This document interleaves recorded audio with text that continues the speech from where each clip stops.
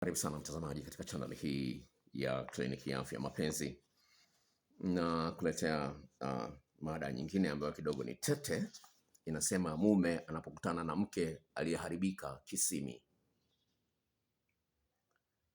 Wanawake wana maumbile tofauti na ya kiume, na wanawake wanachukua muda mrefu sana kufurahia tendo la ndoa, yaani kufika kileleni. Mwanamke anahitaji maandalizi yasiyopungua dakika 14.8 kabla ya kuingiliwa ili aweze kufurahia tendo la ndoa, na hiyo imewashinda wanaume wengi sana. Lakini sio hilo peke yake. Tafiti za kisayansi zinasema kwamba wanawake wengi wanapata shida kufika kileleni kwa kuingiliwa peke yake.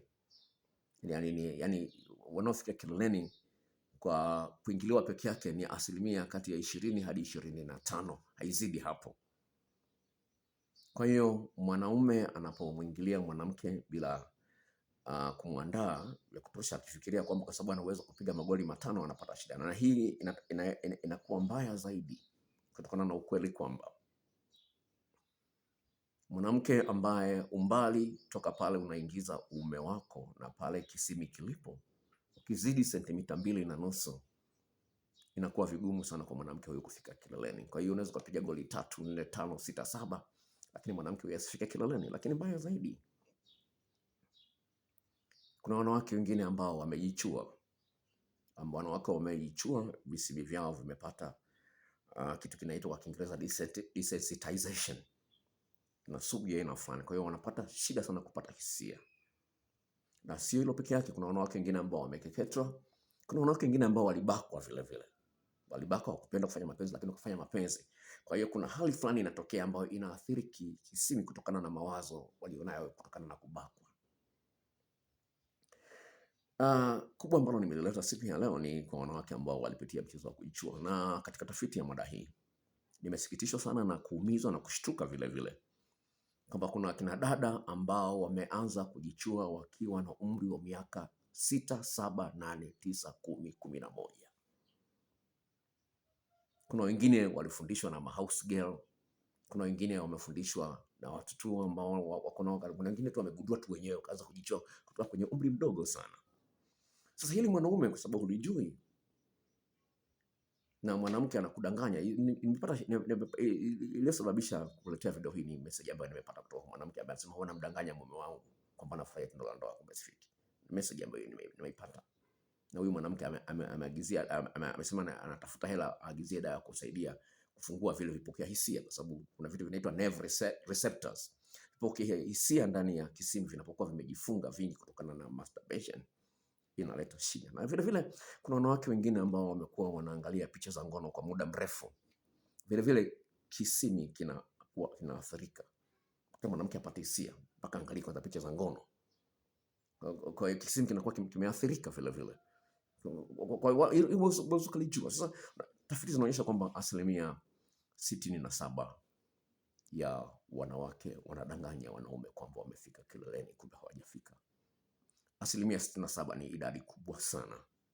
Kwa hiyo ni muhimu sana kwa mwanamke na mwanaume vile vile wajue kwamba kuna hii hali ipo. Lakini sasa ningependa nilete kesi hizi za wanawake ambao wamejichua na mambo ambayo yanasema wamekutana nayo ambayo yanatisha kwa kiasi fulani. Naomba nikusomee. Dokta, nimeogopa maana naona kisimi changu kimedidimia ndani. Kwa kawaida ninavyojua dokta, katika umri wangu huu wa miaka 28, ni wanawake wale ambao wamekoma hedhi ndio ambao visimi vyao huwa vinapungua. Lakini mimi umri wangu ndio huu, miaka 28.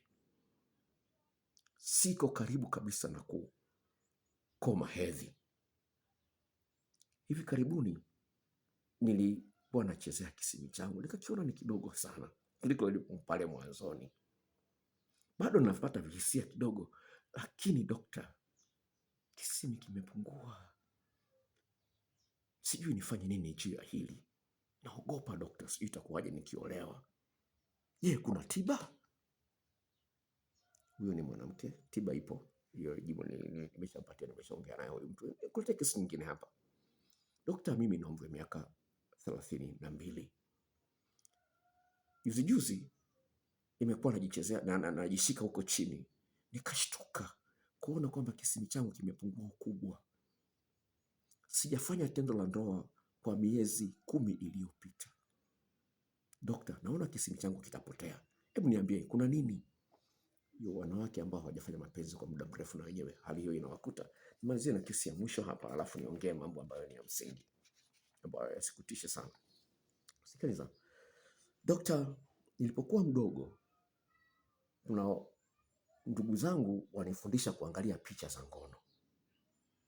Nilikuwa na umri wa miaka 11. Nikaanza kujishikashika na kujichezea mwenyewe kwenye kisimi, na nimefanya hivyo sana toka nikiwa primary school, na hali hii nimekuwa nayo mpaka miaka ile wanasema foolish age, na hisi imeniharibia kisimi. Kisimi changu sasa hivi hakina hisia kabisa kama zamani. Kidogo kina hisia kwa mbali, lakini inachukua muda mrefu sana sana kwa mimi kuanza kupata hisia kwenye kisimi. Narudia tena, lakini inanichukua muda mrefu sana kupata hisia kwenye eneo hilo la kisimi. Mara nyingine napata maumivu ninapofanya tendo la ndoa na mwanaume, na mwanaume akinigusa maeneo hayo mengine nasikia maumivu. Dokta, nahisi nimeharibu kisimi changu. Naogopa dokta, kwamba katika maisha yangu sitafurahia tendo la ndoa tena. Kaka mmoja ambaye niko naye kwenye mahusiano ananipenda kweli, anapenda kunishikashika maeneo hayo, naumia kidogo, nakosa raha. Dokta, hiki kitu kinanikosesha raha, na kinakosesha raha sana, na naona aibu hata kukuandikia meseji hii. Naona aibu dokta, yani naona aibu hata kwenda hospitali kwenda kuambia nimekuona mtandaoni, ndio maana nimekuja kwako. Je, ninaweza nikaondokana na hili tatizo? Sasa unapokutana na mwanamke hata kuambia kwamba na tatizo hili la kutokuwa na hisia kwenye kisimi. Sasa ni hivi, kisimi kina miisho ya mishipa ya fahamu isiyopungua 8,000. Hebu fikiria, uchukue visindano 8,000, uvichomeke kwenye kichwa cha uume wako, ukawe kama ni mwanaume, vitaenea. Chukulia visindano vichomeke 8,000, pingi kweli. Sasa kama nilivyozungumza kwenye video nyingine za huko nyuma, ni kwamba kisimi ndio switch ya kumfungulia umeme mwanamke afike kileleni. Sasa ukikutana mwanamke aliyejichua, usipojua mbinu za kumwandaa kwa muda mrefu, na hata ukimwandaa kwa muda mrefu mwanamke huyu, kile kisimi, damu zinakuja zinajaa kwenye kile kisimi, kinavimba, vinatanuka. Vikitanuka sana, inafikia hatua vile vipokea hisia vinafunguka. Sasa ukimwandaa kwa muda mfupi, dakika 5, 7, 10, havitafunguka. Kwa hiyo utaponda wewe, wapi? Hafiki kileleni. Lakini lingine ambalo nimelizungumza ni kwamba ukikutana na mwanamke ambaye sehemu ile ambayo unaingiza uume mpaka kwenye kisimi inazidi sentimita 2.5, huyu mwanamke atapata shida kufika kileleni. Anahitaji mkao maalum ambao kwa kitaalamu tunauita coital alignment technique. Sasa kwa wale ambao wafahamu Kiingereza, alignment yani ni kuweka sawa, yani kama vile ni matairi ya gari yakae sawa sawa, naita tire alignment, yani kitu kikae sawa. Yakae sawa sawa, sio tairi moja linaangalia kushoto lingine linaangalia kulia. Matairi yakae sawa. Hata kwenye baisikeli unaweza kuvivile ukaweka sawa ile ikae vizuri, ikae sawa.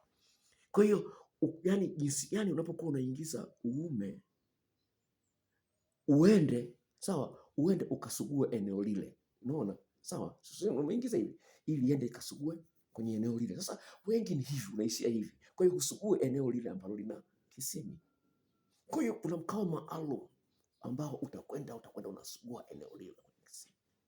Kwa wale ambao nimewatumia video wameuona mkao huo. Kuna video kama 2 au 3 zinaonyesha mkao huo wa jinsi ya kusugua kisimi. Na vile vile mwanamke huyu apanue miguu kivipi? Sawa. Kwa hiyo kuna upanuaji maalum vile vile wa kupanua miguu ili kisimi kipate ile switch iweze kubanwa na kufunguka na kufungua umeme. Na kuna mkao maalum, basi wanawake wengine wenyewe haujui huo mkao. Sasa haya mambo ni mambo ambayo unakutana nayo, unaona kwamba ni shida, lakini solution ipo. Kwa hiyo utamlaumu mke wako, mbona wewe mgumu kufika kileleni? Wewe mgumu kufika kileleni. Kumbe ni wewe, ni ujinga wako wewe mwenyewe. Utalaumu, utasema tu wanaume wanajui kunifikisha kileleni, wanaume wanifikishi kileleni. Hata mikao ya kuwahi kufikishwa kileleni hujui. Sasa mwanaume, kama nilivyozungumza, maandalizi ni ya muhimu sana ili usaidie kile kisimi kiweze kujaa damu. Kama sisi wanaume ukipata hisia ile dudu linavimba, kadhalika na kisimi na chenyewe cha mwanamke, na yeye akipata hisia, hata chuchu za mwanamke akipata hisia, chuchu zinavimba za mwanamke vile vile. Kwa hiyo mwanaume anapaswa ajue kwamba mwanamke ana maeneo 17 na kila eneo lina ufundi wake na maarifa yake na mbwembwe zake vile vile. Kuna mbwembwe vile vile za kuongezea na madoido mbalimbali. Hilo ni jambo la msingi sana. Lakini lingine ambalo napenda kulizungumza ni hili. Bila shaka unajua kwamba kuna dawa ambazo hizi za maji unaambiwa kabla ya kuitumia dawa hii au kumpa mtoto dawa hii, itikise kwanza. Hili unalijua kwamba lipo.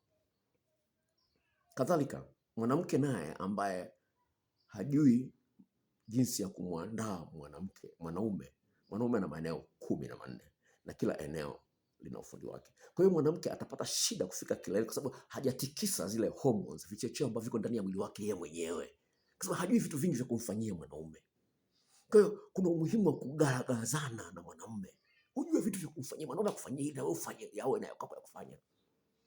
Kama umekuwa mfuatiliaji mzuri wa video zangu hapa YouTube, kuna siku niliota ndoto, I think ni wiki 2 zilizopita au wiki 1 iliyopita, sikumbuki vizuri, lakini niliweka hiyo video hapa. Nikaota niko kwenye ndoto. Huyu mwanamke ananiambia kwamba ndoa ya kwanza ilikufa, sasa niko kwenye ndoa ya pili. Na huyu mwanaume niliye naye sasa hivi ananiandaa sana, ananifanyia vitu vingi sana kwenye tendo la ndoa, lakini mimi sina vya kumfanyia. Ni yote kwenye ndoto. Sasa mimi sina vya kumfanyia mwanaume. Sasa mwanaume ananifanyia mambo mengi, lakini mimi sina cha kumfanyia. Wakati Biblia inasema kwamba ni heri kupokea, ni heri kutoa kuliko kupokea. It's more blessed to give than to receive. Na Biblia inasema hivi, God loves a cheerful giver. Mungu anawapenda wanaotoa kwa moyo wa mkunjufu. Sasa wewe huna mambo mengi ya kumfanyia huyu mwanaume. Wewe ukabarikiwa kwa kufika kileleni. Kufika kileleni kwenye ni baraka. Sawa, kufika kileleni kwenye ni baraka ya ndoa. Sasa wewe unafanya mapenzi tu, ufike kileleni, umekuwa tu ni mtu wa kukojolewa. Wakati mambo mengi ya kumfanyia tu mwanaume ujui. Utaendelea kukojolewa sana. Utafika kileleni kila siku ni bao moja bila, 2 bila. Mwanaume anafika mara 2, wewe hujafika hata mara 1. Haikukeri hiyo, haikusumbui akili hiyo. Haikusumbui akili hiyo. Agizia video. Maelekezo jinsi kupata video hizo ziko hapo chini. Na kama unaangalia video hii kwa mara ya kwanza, please subscribe. Bofya pale na ile kengele ili nitakapoweka video nyingine upate taarifa haraka sana. Kuna video nyingine zinakuja, isikupite. Kama unataka video, gharama zake ni shilingi 10,000 na maelekezo yote na kuwekea hapo chini. Video zaidi ya 60. Video sio chini ya 60 utazipata hapo. No, wanaume ni 50 zinakaribia na 50 na, lakini za wanawake zimeshazidi 60. Kwa gharama ya shilingi 10,000 zote hizo, kwa gharama ya shilingi 10,000. Maelekezo na kuwekea hapo chini. Namba zangu za simu vile vile ziko hapo chini. Bye bye.